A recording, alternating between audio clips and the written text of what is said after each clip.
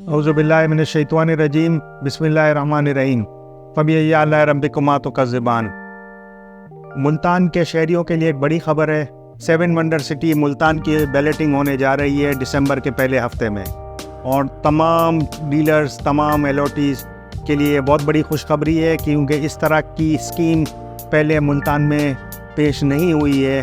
तो मैं उम्मीद करता हूं कि जिस तरह कामयाब बैलेटिंग इस्लामाबाद में और कराची में होने के बाद तमाम शहरी, तमाम डीलर्स इसमें बढ़ चढ़ कर हिस्सा भी लेंगे और इस बैलेटिंग को कामयाब भी करेंगे, क्योंकि इसमें ऐसी ऐसी चीज़ें हम दे रहे हैं और बड़ा फ्लेक्सिबल पेमेंट प्लान्स है, और जो इसमें एमिनिटीज़ हैं वो देखने के लायक है। तो मैं आप सबसे ये कहूँगा कि हमारे सेल्स के लोगों के पास जाएं, हमारे ऑफिस मॉडल टाउन में विज़िट करें, ताकि आपको पता लगे कि क्या हम बनाने जा रहे हैं। और जीएफएस ने जिस तरह अपने पहले वादे पूरे किए हैं, इंशाअल्लाह मुल्तान के लोगों के लिए भी हम ये वादा पूरा करेंगे। और इतनी कम अरसे में कोई भी स्कीम जो है उन्होंने बैलेटिंग नहीं कराई है जो 7 वंडर सिटी मुल्तान कराने जा रही है।